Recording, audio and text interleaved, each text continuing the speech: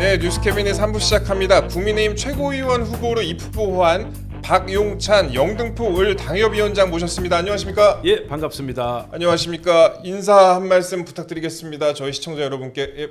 예, 우리 이동재 뉴스 캐비넷 시청자 여러분 정말 반갑습니다. 제가 여기 뉴스 캐비넷에 처음 출연하게 되는 것 같은데요. 제가 이번 전당대회에서 최고위원에 출마하면서 많은 분들과 대화와 소통의 시간을 가지고 있습니다. 저는 MBC 기자 출신이고요. 30년 가까이 기자로서 또 앵커로서 치열하게 활동해 왔습니다. MBC 기자 생활을 마친 이후 2019년부터 국민의힘에서 정치 활동을 해왔고 지금 5년차 신참 정치인이라고 볼 수가 있겠죠. 예, 아무쪼록 오늘 여러분과 유쾌한 소통의 시간이 됐으면 좋겠습니다. 감사합니다. 저희 대선배님이십니다. 네. 예, 기자계 대선배님이신데 그 이번에 최고위원 출마하시게 된 배경부터 한번 여쭤볼게요. 예. 한마디로 어떤 절박함, 예. 절박함의 발로다 그렇게 말씀드릴 수 있겠습니다. 현재 우리 당은 무기력에 빠져 있고 예. 또 민주당을 비롯한 좌파 세력은 국회에서 정말 국정을 농단하고 유린하는 상황. 예. 그래서 대한민국 전체가 지금 총체적 위기 상황이다. 저는 그렇게 진단했고요. 네. 그래서 더 이상 이대로 주저앉을 수는 없을 것이다. 나라도 나와서 뭔가 좀 대한민국을 정상화시키고 우리 당을 재건하는데 미랄이 되고 싶다라는 그런 충정, 절박함의 발로라고 말씀드릴 수 있겠습니다. 예, 사실 제가 그 후보님 지난 총선 나오셨을 때 제가 네. 마지막까지 새로 고침하면서 계속 눌러봤던 동네 중에 하나였어요. 영등포구리. 네. 되게 아깝게 낙선을 하셨어요. 제가 그때 몇 군데 봤었거든요. 그 수원에 이제 이수정 후보님, 네. 그다음에 뭐 마포는 이제 조정 후보 당선이 되셨지만, 근데 네. 제 그 이번에 후보님 그때 총선 때 보면서 굉장히 마음이 좀 안타까웠던 생각이 있습니다. 예. 그때 좀 아쉬웠을 것 같은데. 예. 그 1.15% 예. 차이로 정말 그야말로 석패를 한 것이죠. 예. 참패 선거 패배 이후에 정말 몸을 가누기 어려울 정도의 굉장한 이제 심적 고통을 겪었는데 그래도 이대로 주저앉을 수는 없다라는 생각으로 다시 최고위원회 나오게 됐고요. 네. 지금 뭐 선거 패배, 참패 원인을 다시 언급한다는 게 뭐 무슨 의미가 있겠느냐 하는 생각이 드는데 그래도 예. 간단히 분석을 해드리자면 예. 한마디로 총체적 부실 네. 때문에 우리가 참패한 것이다. 예. 전략도 부족했고 정책도 없었으며 홍보는 더더욱 큰 문제였다. 예. 거기다가 이제 각종 악재가 또 선거 막판에 터지지 않았습니까? 의료 예. 대란 문제라든지 네. 또 이종섭 대사 귀국 문제라든지 그렇죠, 예. 여러 가지 악재가 터지면서 우리에게 도저히 이길 수 없는 그러한 이제 정치적 환경이 조성됐다. 그 말씀, 그 정도 말씀을 드리도록 하겠습니다. 예. 네. 그 국민의힘 전당대회가 굉장히 과열되지 않았습니까? 그 네. 패스트트랙 논란에 대해서 어떻게 생각하십니까? 패스트트랙 논란은 정말 안타까운 일이죠. 네. 패스트트랙 사건은 저는 지금 생각을 해봐도 예. 정치적 사건이었고 부당한 기소였다. 네. 패스트트랙으로 탄생한 법이 두 가지 법 아닙니까? 예. 공수처법, 공수처법. 그리고 연동형 비례대표제 법안. 예. 네. 자, 이 두 가지 법안은 지금 민주당 내에서조차도 이건 악법이다. 그렇게 생각하는 분들이 굉장히 많지 않습니까? 그러니까 실체적으로도 악법이었고 또 그 당시 패스트 트랙을 통해서 두 법안이 통과되는 절차적 과정에서도 예. 심각한 문제들이 있었다. 따라서 지금 나경원 대표가 후보가 말씀하신 공소 취소 의견 제시는 정당한 의견 제시였다. 저는 그렇게 생각하고 있습니다. 예. 그 전당대회가 아주 뜨거워요. 사실 네. 분위기가 이렇게 뜨거울 줄 몰랐는데 여러 가지 뜨거운데 우리 그 후보님께서 지금 지지율이 그렇게 높지는 않은 상황인 것 같아요. 제가 보니까. 근데 그래도 최고위원이 되신다면은 내가 어떤 부분을 좀 중점적으로 하겠다. 이런 부분 좀 강조하고 싶으신 부분 있으실까요? 지금 이제 여론조사 지지율 말씀하시는데 예. 그 부분은 이제 좀 착시 현상이 작용하고 있다. 저는 그렇게 네. 보고 있습니다. 네. 지금 이제 저희 최고위원 여론조사 표본 조사 대상을 보면 뭐 한 200에서 300명 그렇죠. 정도 예. 아주 적은 수의 유권자를 대상으로 조사하는 거고 또 그 조사 대상자들이 우리 책임 당원 즉 당원인지 여부도 불투명한 예, 그런 맞습니다. 여론조사이기 때문에 그러한 여론조사를 지금 신뢰하기는 어려운 상황이고요. 네. 그리고 저는 지금 어느 특정 후보 당대표 후보자 캠프에 들어가 있지 않습니다. 예. 즉 다시 말해서 러닝메이트 시스템에 저는 합류되지 않았다. 네. 지금 현재 우리 당에서 런닝메이트 시스템으로 지금 당 대표와 최고위원이 이제 선거운동 캠페인을 그렇죠. 하고 있지 예. 않습니까? 저는 그 같은 런닝메이트 시스템은 일종의 반칙이다 그렇게 생각하고 있습니다. 제일이 많이 받으셨을 것 같은데 그래도 안 하신 이유가 있을까요? 직간접적인 예. 제안을 받았고요. 예. 지금 방금 말씀드린 대로 런닝메이트라고 하는 것은 대통령과 함께 출마하는 부통령을 런닝메이트라고 하지 않습니까? 예, 예. 그런데 최고위원은 당 대표에 대한 부통령적 위치에 있지 않다. 아, 대표는 대표고 예. 최고위원은 최고위원이다. 다시 말해서 최고위원은 독립적인 주체다. 네. 예. 그 말씀을 꼭 드리고 싶어요. 예. 따라서 지금 당 대표 후보와 런닝메이트로 뛰는 최고위원은 엄밀히 이론적으로 얘기하면 적절한 정치 행위가 아니다. 예. 좀 더 과도하게 뭐 좀 더 적극적으로 얘기하자면 일종의 반칙이다 그렇게 보고 있고요. 예. 저 같은 경우는 이제 이번 최고위원 출마하면서 간절하게 제가 전하고 싶은 메시지가 있었습니다. 네. 네. 그래서 그 메시지를 온전히 내 목소리로 전달을 해보자.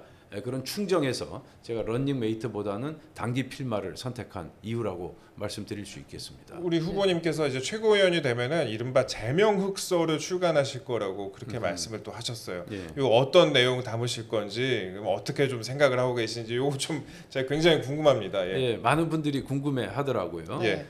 제가 지역구 현장에서 제 지역구가 영등포 을인데요. 맞습니다. 예. 많은 저희 유권자분들이 그런 말씀을 하십니다. 조국 흑서는 있는데 예. 왜 제명 흑서는 없느냐?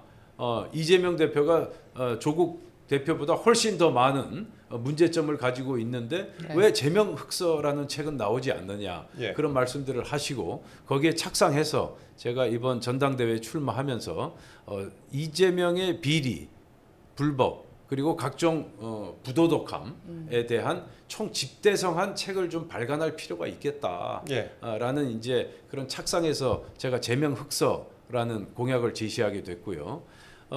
많은 분들이 사실 이제 이동재 앵커께서는 이제 김부선 스캔들 의혹 아시죠? 예, 잘 알고 있습니다. 예. 그런데 지역구에 저희 가보면 많은 분들이 김부선과 이재명이 무슨 관계지?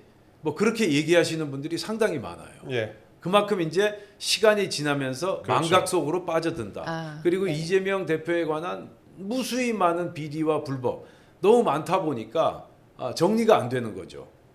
거기다가 또 시간이 지나면서 망각 속으로 빠져들고 그래서 우리 당내에서 공식적으로 제명 흑서라는 책을 발간하자.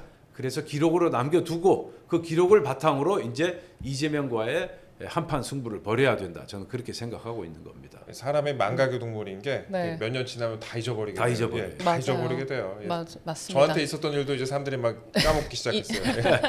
근데 우리 후보님께서는 또 MBC 앵커 네네. 출신이시잖아요. 예. MBC 앵커를 상당히 오래 하셨는데 그 문재인 정부 시절에 이제 MBC에서 사실 탄압을 꽤 많이 받으셨어요. 그 얘기도 좀 제가 궁금한데 시청자 여러분께 간단히 말씀 좀 부탁드릴게요. 저도 이제 망각 속으로 잊을만 한데 또 우리 이동재 기자께서 네, 앵커께서 상기를 또 또 얘기를 해주셔야죠. 해내시네요. 네.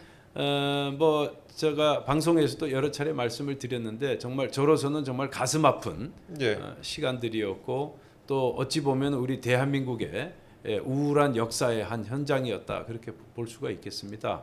2017년 예. 문재인 대통령 당선된 이후 저희 MBC의 2017년 12월에 이제 광란에 숙청이 시작이 되고요. 네. 그 숙청 과정에서 제가 적폐 세력으로 몰려서 아이고. 결국 이제 갖가지 인격 모독 탄압을 겪고 MBC를 쫓겨나듯이 떠나야 하는 이제 그런 상황이 벌어졌고요. 그 과정에서 뭐 이런 겁니다.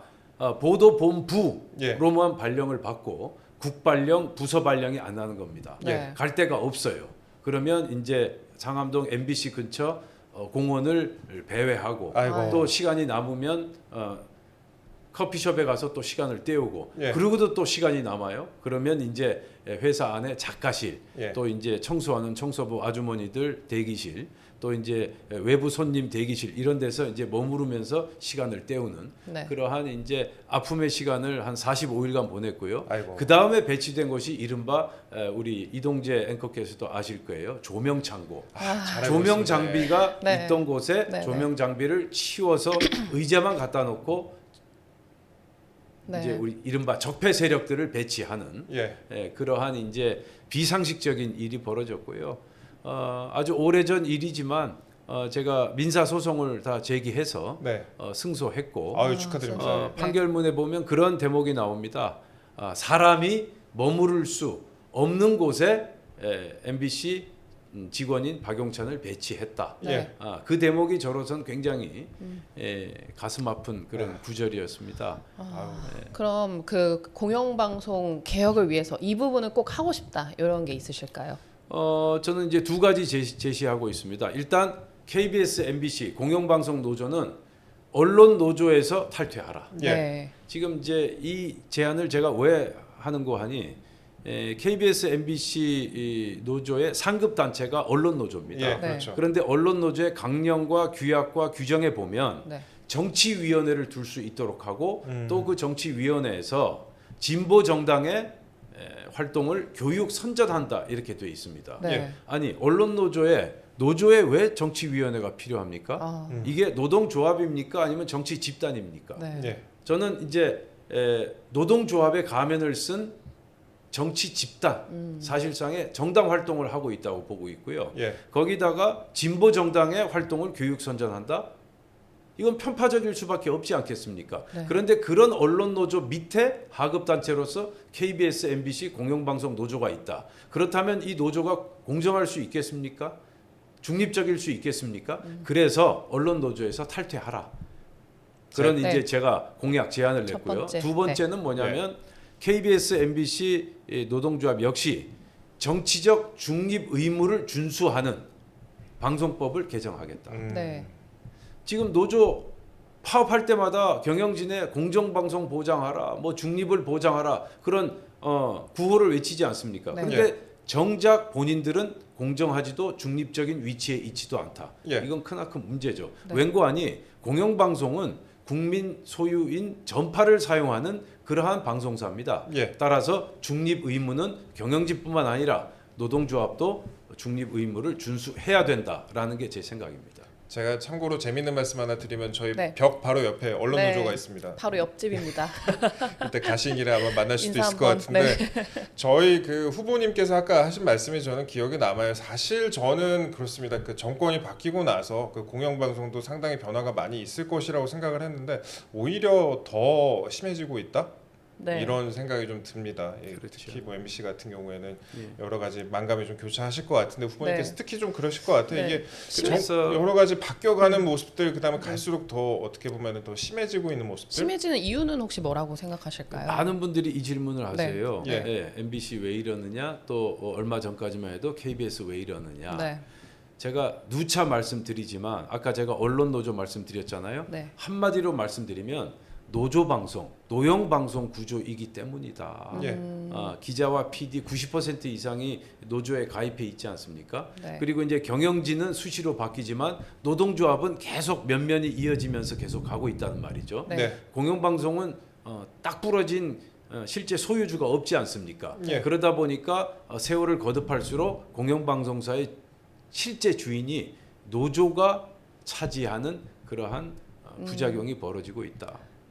거기에 핵심 원인이 있다고 저는 생각합니다. 최근에 이제 방통위원장 네. 지명된 이진수 후보자 같은 경우에도 또 뭐 반대하는 굉장히 목소리가 크잖아요. 특히 네. 언론 노조 같은 곳에서 그래서 그 앞으로 또 우리 후보님께서 최고위원이 되시면 하실 역할이 좀 많이 있을 것 같습니다. 특히 이 방송과 이제 언론 쪽 관련해서 특히 네. 여러 가지 하실 말씀이 많을 것 같은데 왜 박용찬이어야 하는지 이 각오 한마디 좀 부탁드릴게요. 저는 꼭 내가 되어야 한다. 나 네. 아니면 안 된다라는 철학을 가지고 있는 사람은 아니고요.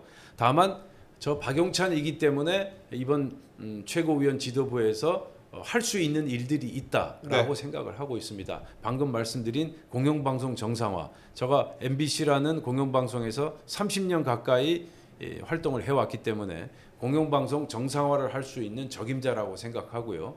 그리고 저는 이번 전당대회 출마하면서 뭐 단순히 변화와 혁신 그런 추상적인 구호를 외치는 게 아니라 확실하고 구체적인 공약, 실천 방안을 들고 나왔습니다. 예. 봉사의 힘이라는 거당적인 봉사활동 시스템, 그리고 부정선거 의혹을 밝히기 위한 특검, 그리고 부정선거 의혹을 밝힐 수 있는 특검뿐만 아니라 사전 투표 폐지를 주장하는 선거 시스템을 개혁할 수 있는 특위 구성, 예. 또 그런 것들 여러 가지 이제 제가 실천 방안을 들고 나왔다는 점, 그래서 우리 뉴스 캐비닛 시청자 여러분께서 제 박용찬의 생각과 공약을 꼼꼼하게 살펴보시고 이번에 저에게 한 표를 행사해 주시면 대단히 감사하겠습니다. 오늘까지죠, ARS로. 예, 오늘까지입니다. 예, 오늘까지 ARS 투표가 진행이 되고요. 저희는 박용찬 최고위원 후보님을 이 자리에 모시고 많은 말씀을 또 들어봤습니다. 오늘까지라고 합니다. 저희가 직접적으로 뭐 홍보를 해드릴 수는 없고 오늘 몇 시까지죠? 오늘 몇 시까지죠? 아마 6시까지. 6시까지. 예. 많이 오늘- 남았네요. 9시간. 예. 네. 예, 오늘 6시까지니까 많은 분들 관심 가져줬으면 좋겠습니다. 저 사실 우리 박용찬 후보님 제가 꼭 한번 모셔보고 싶었는데 저희가 너무 네. 늦게 모신 것 같아요. 그래서 이번 선거 시즌에서 조금 더 일찍 모셔볼 걸 하는 그런 아쉬움이 남습니다. 앞으로도 그 우리 박용찬 후보님께 많은 사랑과 관심 부탁드리고요.